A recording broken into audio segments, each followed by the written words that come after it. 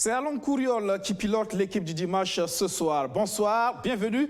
C'est une évidence, on parlera de coronavirus, de massacre de Barga, 43 morts, du choix de Amadou Gon Coulibaly comme candidat du RHDP en Côte d'Ivoire. Siaka Coulibaly sera en ligne d'Abidjan et puis on aura un invité ce soir, Nathanaël Tapsoba.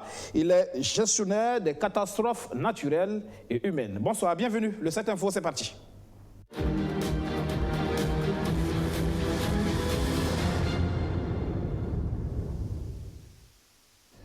C'est officiel, le coronavirus est au Burkina Faso. 7 cas confirmés à l'issue d'un conseil supérieur de la défense nationale hier. Le président du Faso s'est exprimé sur le sujet. Il invite les Burkinabés au sens de la responsabilité. On l'écoute.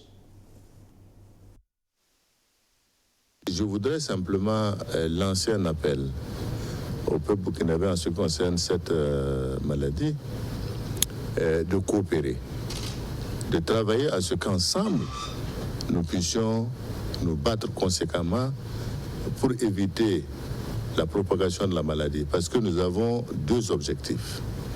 Il faut non seulement soigner ceux qui sont touchés, mais il faut éviter également sa propagation. C'est pour cela que je voudrais appeler tout le monde à bien comprendre les mesures que le gouvernement a eu à prendre. Ce n'est pas des mesures coercitives contre des personnes. C'est des mesures qui ont été prises pour la santé des Burkinabés. J'ai vu que, évidemment, au plan syndical, certains ont interprété ces mesures comme étant des mesures qui leur sont adressées. Je pense qu'on a un premier objectif, c'est de lutter contre cette maladie. Et c'est notre responsabilité collective. Une fois que nous aurons réussi à réduire les effets, chacun pourra marcher comme il veut et comme il l'entend. Mais je voudrais que chacun sache raison garder. Il faudrait également que nous soyons conscients que les mesures préventives qui sont diffusées par le ministère, se laver les mains, éviter de se saluer, éviter de s'embrasser. Et quand on a de la température, prendre conseil auprès des médecins, etc., etc. Ce n'est qu'à ce prix qu'ensemble, nous pourrons combattre cette maladie. Mais la question n'est pas simplement que sanitaire, elle est aussi économique. Parce qu'aujourd'hui, vous voyez que dans les grands pays du monde, il y a des restrictions à tous les niveaux. Au niveau de la production des usines, au niveau des transports, des matières premières. Et tout cela aura des conséquences également sur l'approvisionnement des pays de l'intérieur comme le Burkina Faso. C'est pour dire que ce n'est pas une mince affaire. Ce n'est pas, je dirais, une fiction que nous inventons pour pouvoir apeurer qui que ce soit. Mais il est nécessaire que nous soyons conscients que notre responsabilité morale, notre responsabilité vis-à-vis de tous les Burkinabés nous impose d'accepter les restrictions temporaires qui sont mises sur nos activités. Nous sommes également engagés dans une opération avec les forces du G5 et Barkhane et également les forces tchadiennes. Il était tout à fait normal que nous puissions faire le point global, redonner des instructions au niveau de l'état-major du ministère de la Défense, échanger aussi en ce qui concerne les questions du ministère de la Sécurité, de la police et du ministère de l'Environnement, que nous puissions ensemble mieux coordonner l'aspect sécurisation du Burkina Faso. Je pense que très bientôt, nous serons à une phase beaucoup plus opérationnelle qui nous permettront d'obtenir des résultats un peu plus probants dans la lutte contre le terrorisme dans notre pays. Nous avons discuté de la politique nationale de sécurité, qui est la nouvelle visibilité que nous devons avoir sur l'organisation des différentes forces dans notre pays et sur également le rôle de chacune de ces forces au niveau du territoire national pour éviter qu'on ne s'emmêle les pinceaux entre la police, l'armée, la gendarmerie, etc., sur les missions que chacune de ces forces doit assumer au plan national. Cela doit faire l'objet de la préparation d'une loi qui doit codifier le rôle de chacune de ces entités. Et je voudrais vraiment, à l'adresse de tous les Burkinabés, dire que sans céder, je dirais, à la panique, il faut quand même que nous ayons des attitudes de responsabilité. La ministre de la Santé a présenté le plan de riposte. Le Burkina Faso n'est pas à 100% prêt, mais pour l'essentiel, donc, tout a été fait pour assurer l'autorité. Réunis dans cette salle de conférence du ministère en charge de la Santé, les journalistes conviés à cette séance de formation et d'information sont préoccupés par la capacité du pays à faire face au coronavirus. En tout cas, nous ne pouvons pas dire que nous sommes un pays qui était aussi bien préparé que d'autres pays, mais notre niveau de préparation ne fait que nous n'avons pas peur de la maladie. Nous n'avons pas toute la technicité, mais ce dont nous disposons, nous pouvons faire avec pour que les Burkinabés soient tranquilles, pour que les Burkinabés ne soient pas dans la psychose.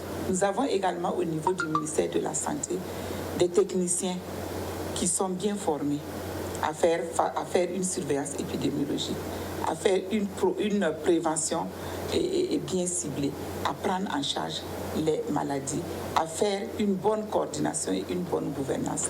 Et tout ça, tous ces ingrédients mis ensemble, on pourra faire face à la maladie. Sur la situation actuelle justement des 2 cas atteints par le coronavirus, la ministre s'est voulue rassurante quant à leur suivi.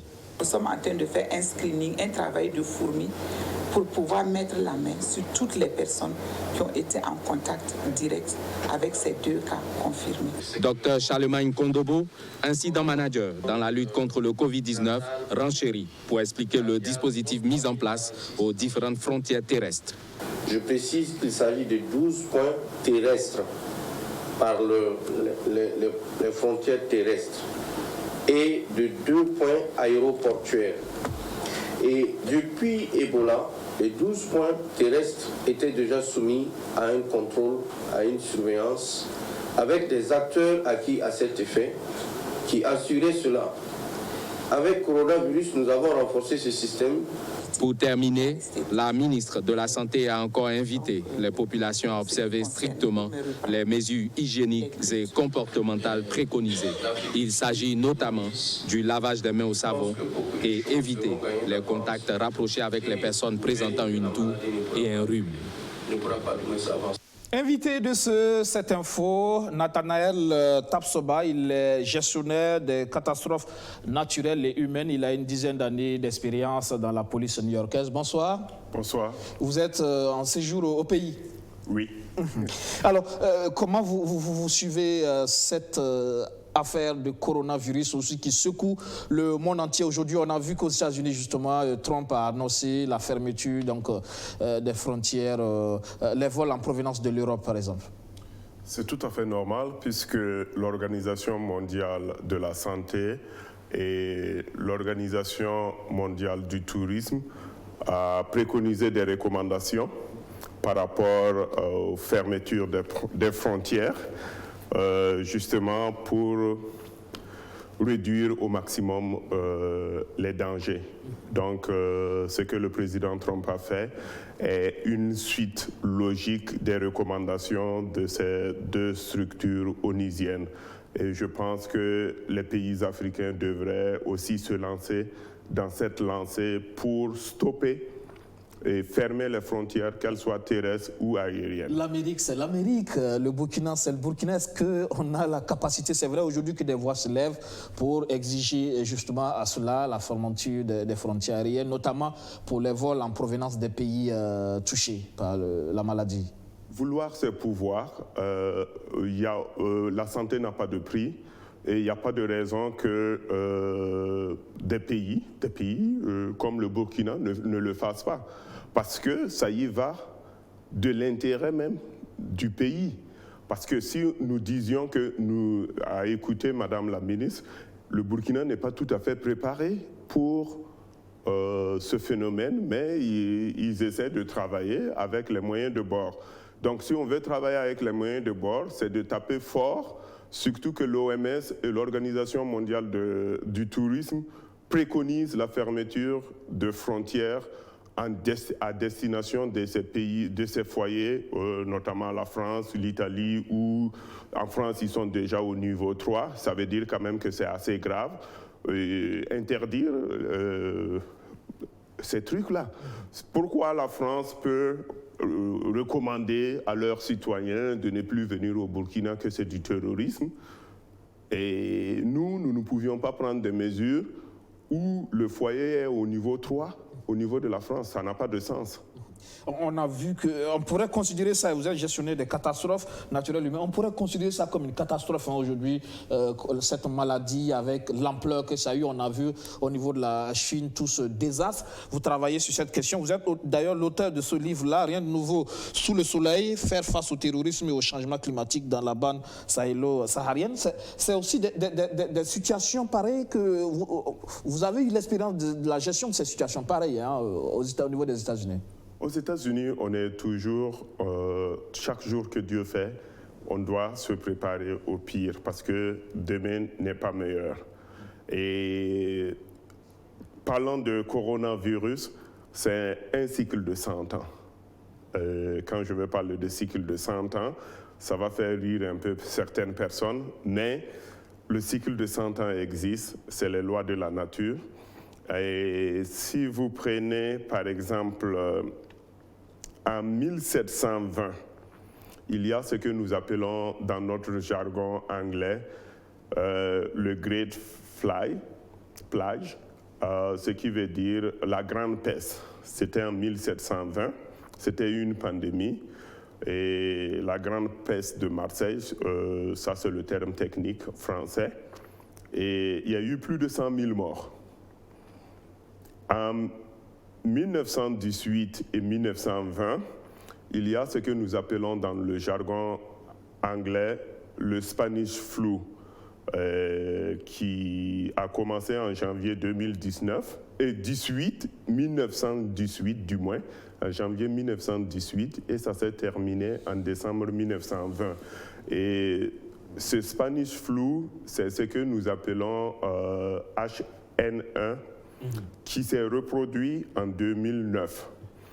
Et cela a fait plus de 50 millions de morts. C'est une suite logique. Donc, entre 1918-1920 et 2020, ça fait 100 ans.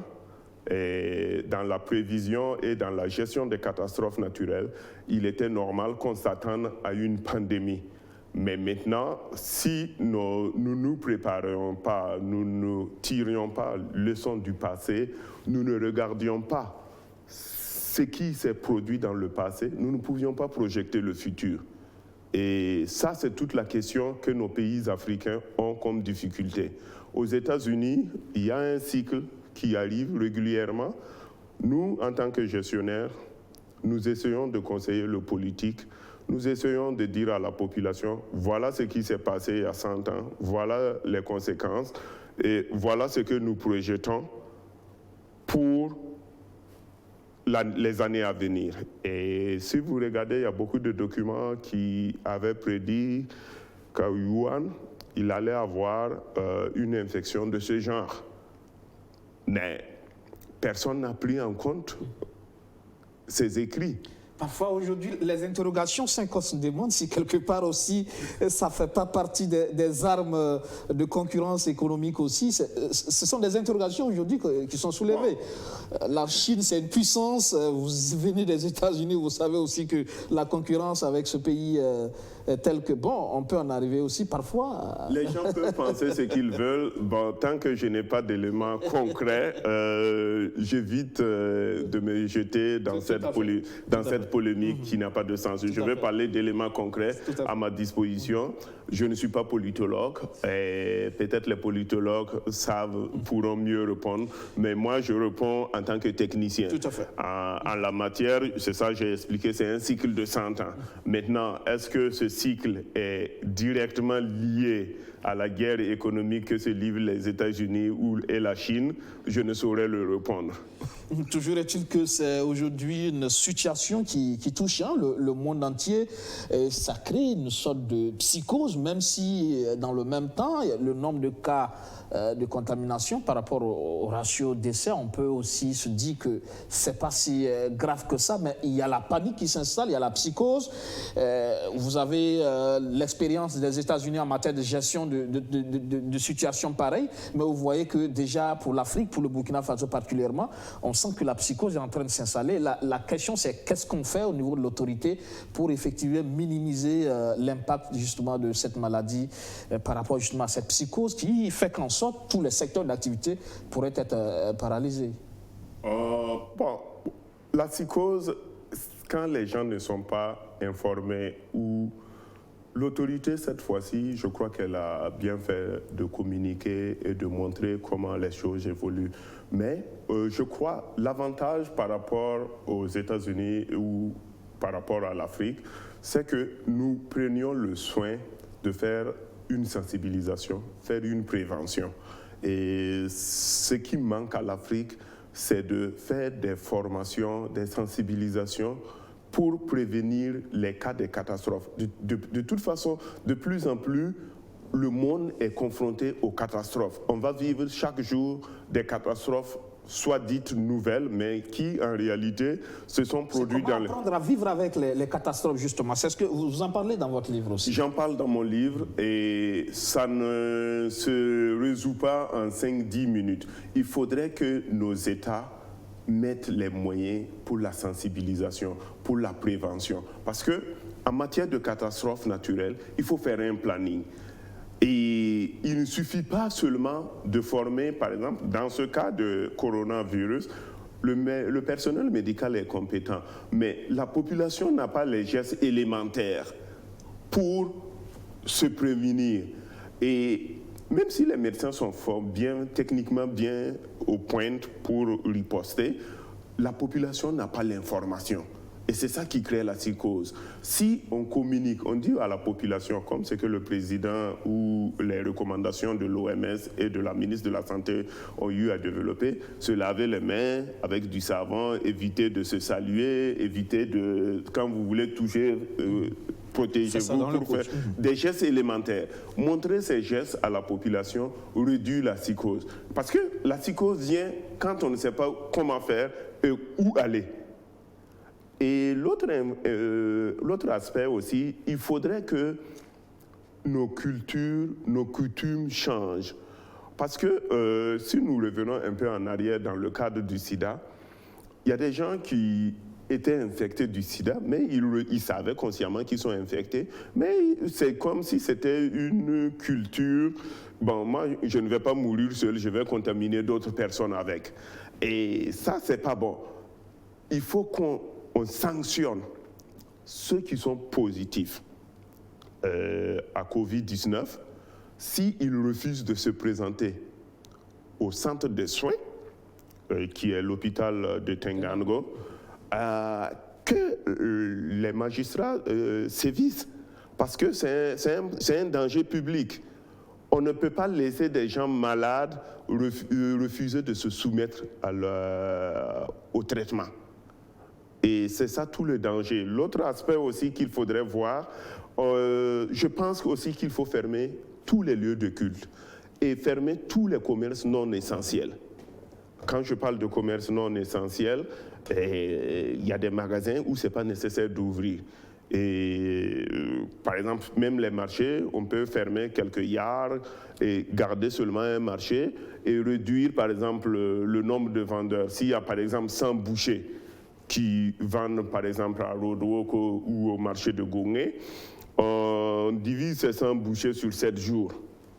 Et on dit, bon, si tu as tiré le numéro 7, tu viendras dimanche vendre, tu as tiré le numéro 1. On ne peut pas créer une pénurie aussi et Non, pas du tout. Pas du tout. Quand c'est bien planifié, et on connaît tous les vendeurs, chacun aura un jour où il peut vendre et gagner son gagne-pain. C'est vrai que la question des lieux de culte reste là, la grosse interrogation. On se demande pourquoi, effectivement, on ne ferme pas, justement. C'est juste des questions sensibles et souvent, il faudrait que l'autorité ne joue pas sur la sensibilité, mais tape du poing sur la table pour fermer les lieux de culte. Parce que si on ferme un seul lieu de culte, les autres vont aller ailleurs.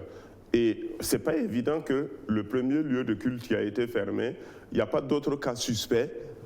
Et s'ils vont dans d'autres ailleurs pour prier ou bien pour faire quelque chose, ils sont aussi des cibles potentielles puisqu'il faut attendre 2 semaines pour pouvoir voir la suite de l'évolution. C'est vrai que sur la question, le pasteur Karabiré a anticipé en appelant justement à la suspension des prières au niveau de son église, ce qui est déjà une très bonne chose. Peut-être que l'État aurait dû prendre la graine à partir justement de cet exemple donné par le malade lui-même. Oui, bon, je crois que les communautés catholiques et protestantes aussi ont fait circuler certains messages, certains nombres de messages pour limiter les dégâts, mais on aurait dû interdire tout rassemblement de plus de 100 personnes. Ne serait-ce que pour 2 semaines. Là, on parle de 50 personnes maintenant. Oui. Voilà, depuis ce temps, 50... on espère que ça va aider, justement. Voilà, donc on aurait pu, ne serait-ce que pour 2 semaines, tester et voir, et ça pourrait amener à réduire le truc. J'ai été impressionné parce que j'ai vu que même au ministère de la Santé, ils ont ce qu'ils appellent chez nous Incident Command System, et il y a un des docteurs qui est Incident Manager, et c'est une excellente chose parce que je vois que l'Afrique, malgré le peu de moyens qu'ils ont, ils ont des techniques d'approche qui ressemblent plus au système américain. Et malgré qu'on est d'un pays francophone, on a plus l'approche américaine de la gestion des crises. Et je crois que ce que le monsieur a montré, en réalité, provient du CDC, qui est le Centre de disease et de contrôle aux États-Unis. Et je crois que c'est une très bonne approche. D'accord. Et les impacts de la maladie se font déjà sentir sur l'économie burkinabé, le secteur de la culture par exemple. Il s'agit là de quelques artistes étrangers accompagnés de certains membres du comité d'organisation du concert à but caritatif du règlement ivoirien Tikenja. Arrivés dans la capitale burkinabé il y a 2 jours pour l'événement, c'est avec consternation qu'ils apprennent la nouvelle. Tout était prêt, les badges, tout était prêt. Tout était prêt. Les billets d'avion, comme vous le constatez, les artistes étaient déjà venus. Tout était prêt. Tout était prêt. Certains contrats étaient signés, on a fait des avances, tout était prêt. Tout était fin prêt, mais les 2 concerts, initialement prévus respectivement les 13 et 14 mars à Bobo-Dioulasso et à Ouagadougou, sont annulés à cause de la mesure gouvernementale contre le coronavirus. Au total, ils auront dépensé près de 30 millions de francs CFA pour les préparatifs de ces événements. Un coup dur. Tout le monde du spectacle est en catastrophe, en sinistre. Nous n'avons aucune nouvelle, nous ne serons pas indemnisés. Mais pour l'instant, toute notre saison est foutue. Nous avons aussi des familles dans nos pays. Nous sommes dans le même cas de figure. Et encore une fois, je disais, il faut rester humble et surtout rester serein, ne pas paniquer, écouter les consignes. Si malgré tout certains comprennent la mesure, d'autres la jugent sévère. Jean-Marie Nabi est le promoteur du festival Afrobeat. Son événement qui devait se tenir en fin mars est aussi annulé. Il dénonce le caractère paradoxal de la décision. Je ne comprends pas la logique de la décision. La logique qui s'applique au secteur culturel et aux événements qui nécessitent au préalable une autorisation. Et par ailleurs, il est possible de se regrouper dans d'autres espaces tels les marchés, les écoles, les universités, à l'église, à la mosquée. On ne comprend pas la logique de la décision. La mesure entrée en vigueur il y a 2 jours impacte fortement le secteur culturel. Selon les acteurs, on dénombre déjà près d'une trentaine d'événements annulés ou reportés. SNC, Miss Université, Festival Afrobeat et Hip Hop Nécré, Fama entre autres. Certains promoteurs s'insurgent contre le manque de concertation préalable. Preuve pour eux que le domaine culturel est sous-estimé. Quand ils vont brandir l'aspect sécuritaire, l'aspect sanitaire, bon, tu vois qu'on n'a plus de force. On ne peut plus rien dire. Les mots aussi disent il faut marcher et puis tu vas avaler. On va véler. Donc, le milieu culturel, actuellement, on subit. Honnêtement, on subit parce qu'on est toujours les grands perdants lors de ce genre de décisions. Aujourd'hui, en tant que promoteur, il y a des millions dans l'air. On ne va pas retourner voir les partenaires pour leur dire, vous m'avez donné 4-5 millions. Alors il faut revoir parce que j'avais déjà investi, j'ai déjà fait des dépenses et compte tenu de la suspension, il faut revoir votre enveloppe. Ça ne marche pas comme ça. Quand on dit deuil national, le médecin part travailler, le banquier part travailler, tout le monde part à ses vacations. L'homme de culture est obligé de ne pas manger. L'homme de culture est obligé de ne pas travailler. Et aujourd'hui, cette nouvelle aussi vient brimer encore l'homme de culture. Aujourd'hui, quand vous prenez des artistes comme des artistes non et bien d'autres personnes qui pouvaient avoir une cinquantaine de prestations, peut-être en 2 semaines, se retrouvent assises à la maison, des vacances forcées. Il n'y a pas que les artistes et les promoteurs d'événements. C'est toute la chaîne qui est affectée. Les journalistes que nous sommes, nous n'arrivons pas. Tous ceux qui sont exclusivement basés sur le secteur culturel n'arrivent même plus à couvrir des événements. Parce que même les conférences de presse sont déjà suspendues, il n'y a plus de spectacles, il y a des contrats qui ont été signés par un certain nombre de festivals qui sont carrément soit reportés, soit carrément annulés. Moi, j'ai déjà dénombré 35 festivals, rien qu'à Ouagadougou, et spectacles rien qu'à Ouagadougou qui ont été annulés et suspendus. Et moi, le paradoxe le plus important, c'est la SNC. Moi, j'ai été étonné que la première décision qu'on a pu prendre, c'est de suspendre la SNC. On devait au moins réfléchir, réunir ne serait-ce que les acteurs culturels de la SNC avant de voir à 18 jours qu'est-ce qu'il faut faire. Pour ce journaliste culturel, la mesure a été brusque. 3 jours seulement séparent la confirmation des 2 cas de coronavirus et la prise de la décision. Période insuffisante pour évaluer son impact économique. Chaque pays doit organiser, doit prendre des décisions au cas par cas. Moi, je pense qu'il ne faudrait pas qu'on copie parce qu'on a vu à gauche, parce qu'on a vu à droite. C'est vrai que c'est une pandémie, mais cette pandémie peut être circonscrite en fonction d'un certain nombre de mesures. C'est certain, cette mesure d'interdiction des événements d'envergure occasionne d'énormes pertes économiques pour le pays et particulièrement pour les acteurs culturels. Eux qui se demandent s'il y aura une compensation de la part de l'État. Les gens vivent de ça. Donc quand il y a des décisions comme ça, nous, on se dit, mais qu'est-ce qui est prévu pour ceux qui ont déjà engagé des frais pour l'organisation de leur événement? On suit l'information, on a vu qu'en France, par exemple, le président français a pris des mesures pour aider financièrement des personnes qui sont touchées par ces mises en quarantaine-là. Un geste de la part de l'État, c'est ce qu'espèrent ces infortunés. Aux dernières heures, on apprend que le ministre de la Culture a rencontré ce vendredi certains acteurs culturels sur le sujet à Bobo-Dioulasso. Les conclusions sont attendues. Et voilà, l'impact déjà qui se fait sentir sur l'économie, notamment sur le secteur culturel. Oui, après avoir suivi ce reportage-là, je crois qu'il ne faut pas seulement voir l'argent. S'il y a l'impact économique, l'État doit être en mesure de compenser ces acteurs qui souffrent de l'économie. Parce qu'il y a des fonds qui sont dégagés dans tous les États du monde pour compenser ça. Ils peuvent saisir directement la justice pour demander des réparations et ça se fait en droit. Et ce n'est pas parce qu'on vient des États-Unis ou bien qu'on vient d'un pays développé que ça se fait. Dans tous les pays africains, le droit protège les cas de sinistre. L'exemple même au Burkina Faso, quand il y a eu les inondations de septembre 2009, les gens ont été dédommagés par l'État. Donc cette pandémie qui se vit... Pas dédommagés en tant que tel, mais c'est un soutien justement, parce que là, ça devient une question de solidarité nationale. Oui, mais on peut toujours budgétiser, même si on n'a pas l'argent aujourd'hui. Les organisations internationales, les Nations Unies et d'autres organisations internationales compensent ce genre de catastrophes. Il n'y a qu'à monter des projets, évaluer l'impact économique de Covid-19 sur ce secteur-là et demander une compensation financière. C'est pas la peine de crier. En général aussi, en Afrique, quand les gens disent que non, on est obligé de se taire parce que c'est l'État. C'est pas parce que c'est l'État.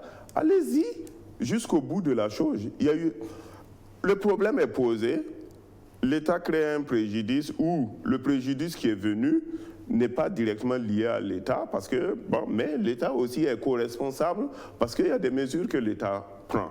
Donc, à partir de ce moment, l'État doit assumer les pertes qui s'imposent. Maintenant, si les gens ne veulent pas, parce qu'on est en Afrique, on ne veut pas tirer, aller loin, demandez toujours conseil aux avocats, aux juristes, quelle est la conduite à tenir? Voilà. Ce n'est pas la peine de parler de beaucoup de choses, alors qu'en rencontrant même le ministre de la Culture, il pourrait même faire des propositions concrètes pour pouvoir résoudre le problème. On tire souvent là où il n'y a pas besoin de tirer. Il suffit juste de se concerter et de dialoguer. Autre conséquence du coronavirus, c'est sur les mouvements d'humeur des travailleurs. Le sit-in des agents du ministère des Affaires étrangères et de la coopération a été annulé. Au lendemain des mesures préventives du gouvernement pour contrecarrer le Covid-19, c'est l'incompréhension chez une partie de l'opinion. D'aucuns ne comprennent pas pourquoi les manifestations d'envergure sont interdites, pendant que des rassemblements susceptibles d'être des foyers de contamination sont autorisés. Les lieux de culte, les marchés, les écoles et les universités peuvent vaquer à leurs occupations. Le mode de transmission de la maladie ne peut pas varier d'un type de rassemblement à un autre et qu'il serait quand même assez magique de penser qu'il n'y a que les manifestations nécessitant une autorisation qui sont plus susceptibles de vraiment favoriser la propagation de la pathologie aujourd'hui que le monde entier est en train de travailler à combattre. Donc c'est pas avec une grande stupéfaction, mais avec beaucoup plus de déception de la lecture ou en tout cas de l'orientation que notre gouvernement semble donner à certaines questions qui pourtant devraient être élevées à un niveau vraiment d'appréciation plus intéressant. Le syndicat autonome des agents du ministère des Affaires étrangères exprime sa déception parce que justement, il vient d'être frappé par la mesure d'interdiction. Son sit-in prévu ce 12 mars a été refusé. Une manifestation pour dénoncer le silence de Alpha Barry, resté muet depuis le dépôt des revendications.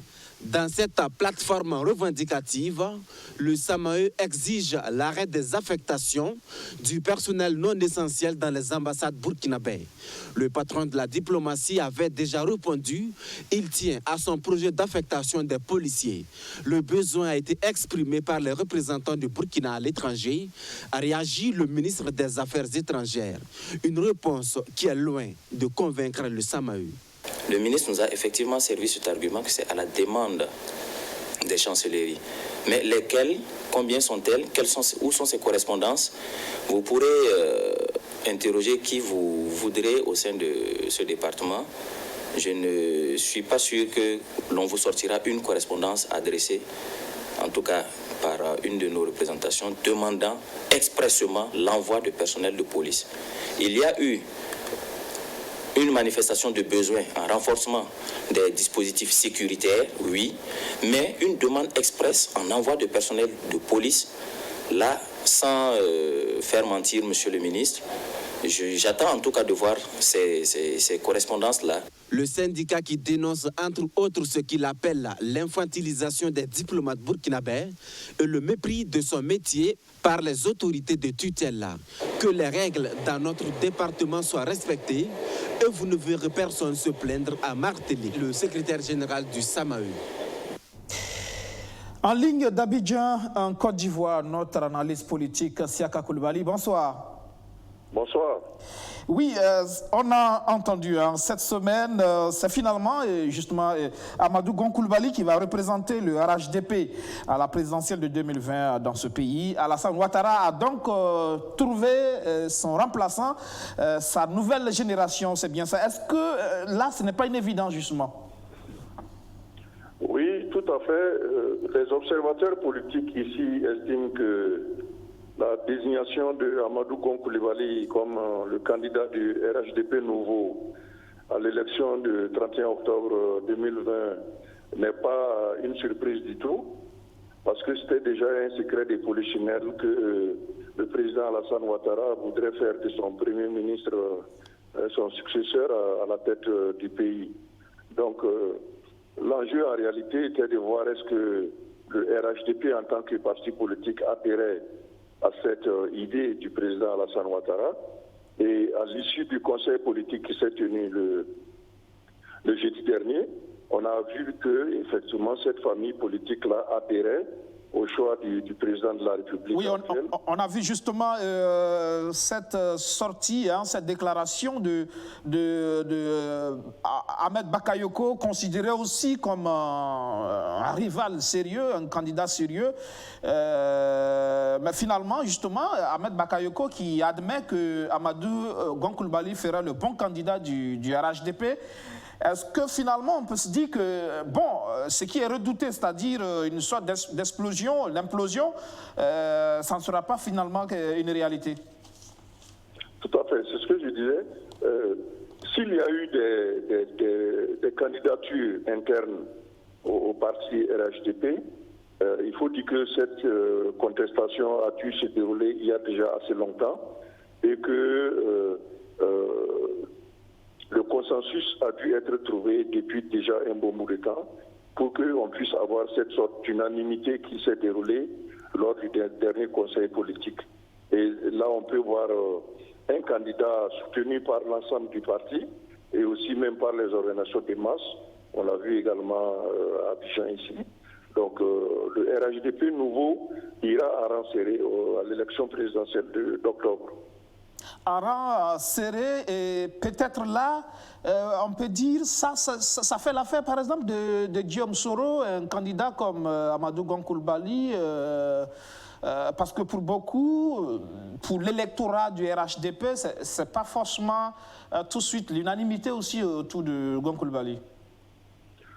Oui, en tant que parti politique organisé, je pense qu'il n'aura pas du mal à mobiliser les structures à l'intérieur du pays. C'est une question d'organisation interne au parti. Mais en réalité, le principal défi que l'actuel Premier ministre pourrait avoir à faire face, c'est surtout de gagner cette élection présidentielle d'octobre 2020, dans la mesure où le RHDP qu'on a aujourd'hui est un parti moins fort que celui qui avait conduit Alassane Ouattara au pouvoir en 2011 et en 2015. Parce que l'alliance entre le PDCI et le RDR et d'autres partis de moindre envergure a quelque peu été secouée. Et aujourd'hui, le PDCI se retrouve du côté de l'opposition, en particulier sur la question de la modification de la Constitution à l'heure actuelle. Donc, cela veut dire qu'à l'élection présidentielle, ce parti va présenter un candidat. Il va également essayer de ratisser d'autres partis autour de lui, de sorte que le candidat du RHDP aura fort à faire face à cette opposition qui n'existait pas en 2011 et en 2015. Qu'en est-il d'Albert Mabry Touakeus, visiblement pas tout à fait d'accord avec le choix de Amadou Gon Coulibaly? Je pense que Mabry Touakeus, il fait partie donc des alliés du RHDP, peut-être même, je peux dire aujourd'hui, il fait partie du RHDP. Cela signifie que politiquement, il va avoir à s'aligner d'ici que l'élection présidentielle soit sonnée. Même s'il a pu, dans les commentaires, laisser entendre un soutien beaucoup moins fort que celui de Ahmed Bakayoko, par exemple, peut-être qu'il aurait préféré un autre candidat ou être lui-même désigné à cette position-là. Mais ceci dit, je suis certain que les tractations politiques vont avoir lieu et que Mabry Touakeus, finalement, pourrait se retrouver en bonne place dans le soutien à Amadou Gon Coulibaly. Alassane Ouattara donc ne sera pas candidat, il porte son choix sur Amadou Gon Coulibaly, mais il y a le problème visiblement reste entier, c'est la question de la modification de la Constitution. Oui, tout à fait. C'est ce chantier-là qui lui reste à résoudre.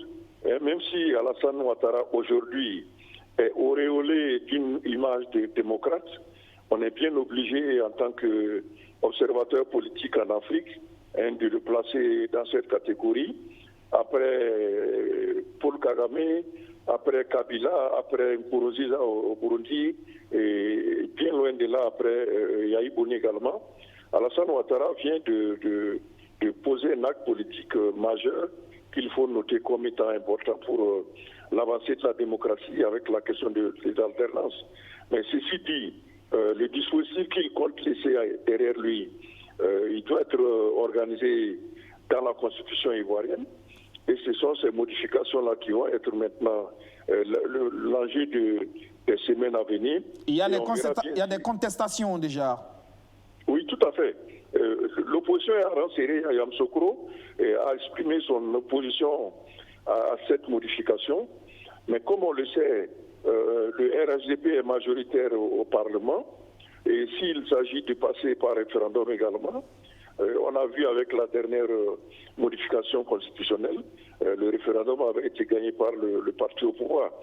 Donc, le rapport des forces politiques aujourd'hui est en faveur du RHDP, sauf si d'ici là, l'opposition arrivait à faire une mobilisation supplémentaire et de se donner donc la possibilité de bloquer cette modification qui semble ne pas l'arranger.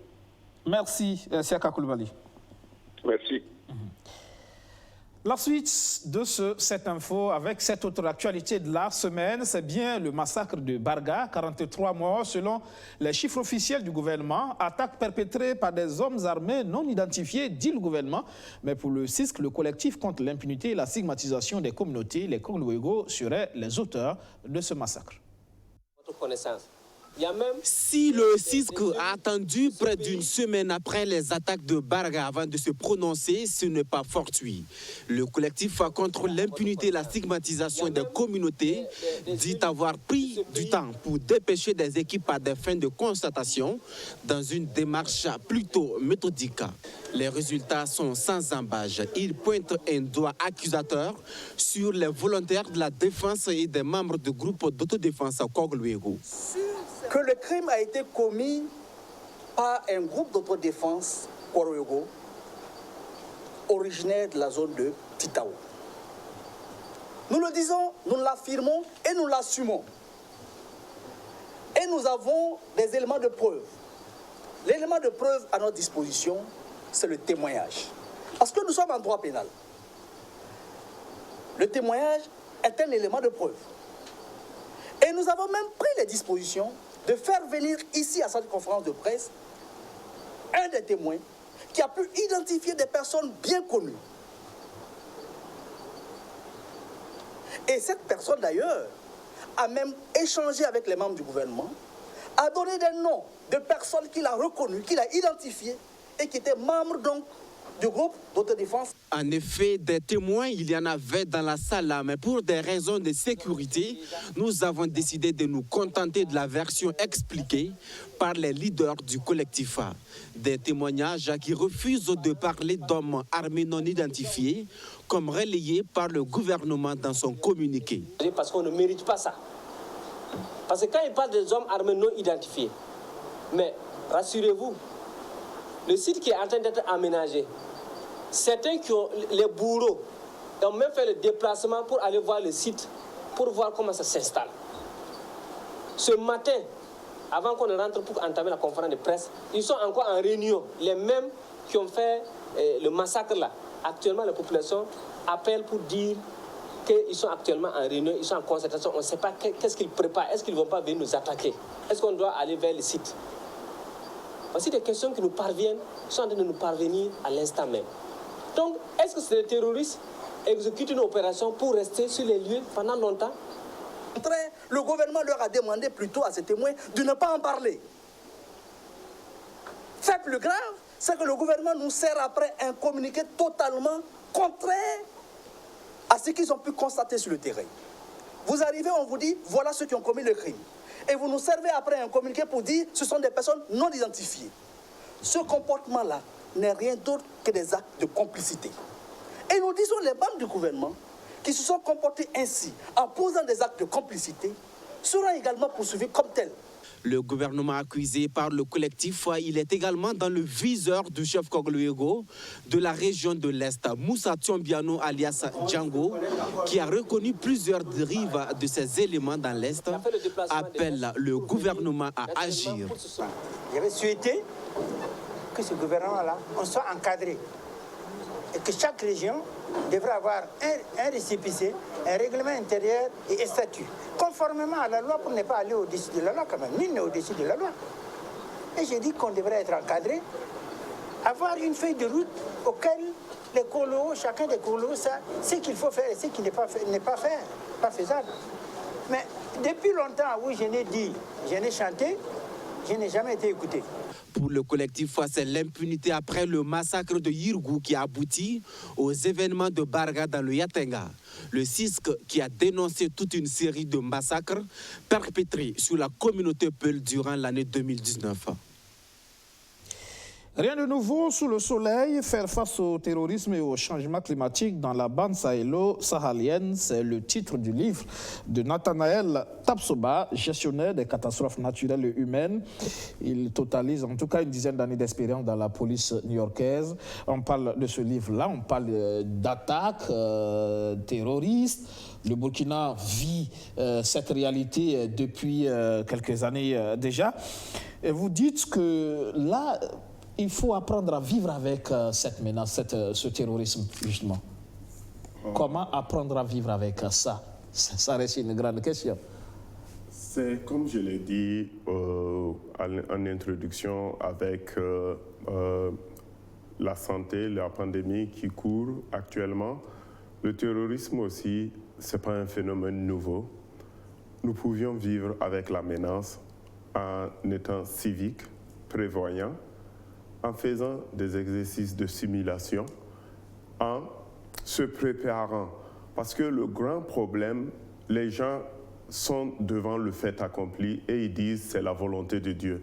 Ce n'est pas tout qui est de la volonté de Dieu. Il faut que nous, Africains, nous enlevions dans nos têtes et dans nos cultures que tout ce qui nous arrive n'est pas forcément de la volonté de Dieu. Il y a des gestes élémentaires en se préparant. Et en faisant de la prévoyance, nous pouvions nous prémunir. Aux États-Unis, ce qui se passe au Burkina ou dans la sous-région, bon, je pourrais l'appeler de terrorisme domestique. C'est à peu près le même phénomène que nous vivions aux États-Unis où tous les jours on a des fusillades. Mais ce phénomène-là, on ne peut pas l'empêcher. Mais on peut réduire le nombre de victimes, on peut réduire les dégâts. Parce que quand il y a eu une attaque dite terroriste, vous êtes appelé à vous débrouiller avant l'arrivée des forces de défense et de sécurité. Mais si vous ne connaissiez pas les b.a.-ba pour vous débrouiller avant l'arrivée des forces de défense et de sécurité, vous allez... On va vous canarder. Vivre avec, ça veut dire aussi apprendre aussi à la population comment justement... les gestes élémentaires, c'est aussi ça. Il n'y a pas que le militaire, mais c'est aussi les civils, parce que depuis un certain temps, le gouvernement, effectivement, est dans cette logique, c'est intégrer, faire en sorte que la population aussi fasse partie intégrante de cette lutte. Il y a cette dynamique de recrutement de volontaires qui est déjà là. Ils vont subir quelques semaines de formation. Ils seront armés pour déjà assurer cette sécurité en attendant l'arrivée des forces spécialisées. Je ne connais pas très bien le cadre des volontaires.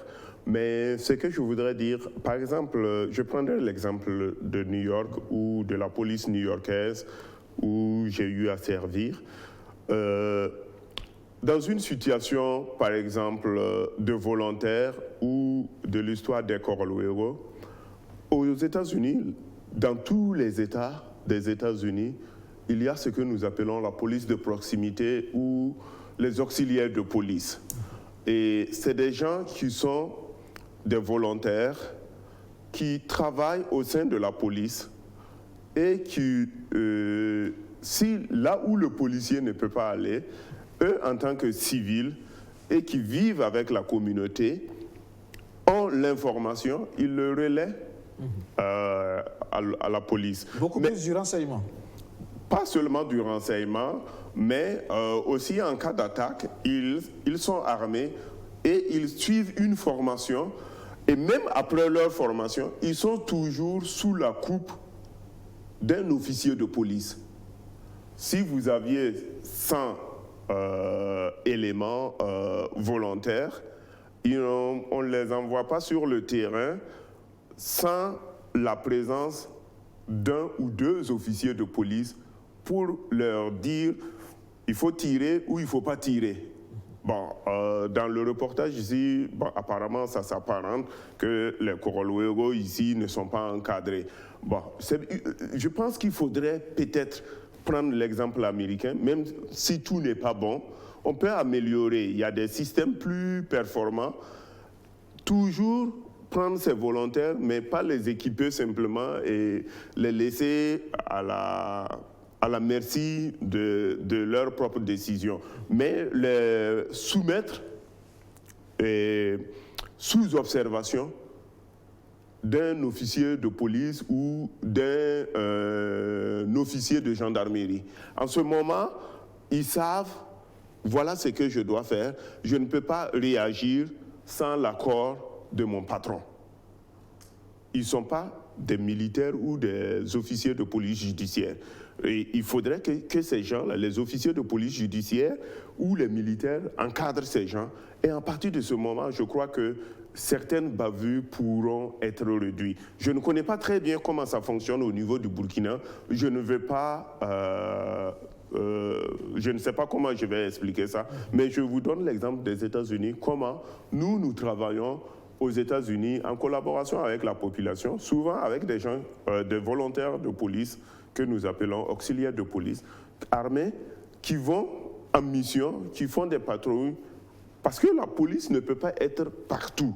Mais avec ces volontaires de police, ils viennent 1 fois ou 2 fois par semaine nous aider. Par exemple, aux États-Unis, chaque année, on a les parades où les communautés défilent. La police en elle seule ne suffit pas. Même si on fait appel à des policiers d'autres États, le nombre est insuffisant. Donc, ce sont ces volontaires qui nous aident au sein de la police à cadrer les manifestants, à cadrer pour qu'il n'y ait pas de dérapage. Donc c'est un peu cet exemple-là que je voudrais donner, mais je ne connais pas très bien comment le Burkina fonctionne avec ses volontaires. Si j'ai plus d'éléments, bon, peut-être on pourra en discuter. Voilà. Et dans votre livre aussi, vous parlez de procédures d'évacuation d'urgence. Par exemple, on sait que Ouagadougou a été victime de plusieurs attaques ici. Ça a aussi créé la panique. Ça n'a pas toujours été facile, justement, la gestion de ces situations. Bon, c'est comme je l'ai dit, la prévoyance, la préparation et les réponses et le recouvrement font partie intégrante de la gestion des incidents. Et Ouagadougou vit sous cette panique-là parce que la population elle-même n'est pas civique. Et souvent même quand tu regardes au sein de la circulation, les gens ont le courage de te dire, mais nous on est habitués à vivre comme ça, qu'est-ce que tu vas nous faire? Bon, si on veut vivre comme ça, c'est un choix qu'on fait. Soit on essaie d'être civique, on essaie de suivre les règles préétablies pour survivre, ou bien on essaie de vivre dans le désordre et quand le chaos vient, bon, ceux qui vont partir, partiront. D'accord. Nous sommes en fin d'émission. Merci à vous d'être passé dans le 7 Info ce soir. Je rappelle le titre de votre livre, Rien de nouveau sous le soleil, faire face au terrorisme et au changement climatique dans la bande sahélo-saharienne. Monsieur Nathanaël Tapsoba, merci encore de passer sur ce plateau. Merci, c'est moi qui vous remercie. Tout le plaisir était pour moi. Merci. Ça sera tout pour ce soir. Merci de nous avoir suivis. Excellent sur le programme sur notre chaîne. Bonne reprise de travail demain. Bonsoir.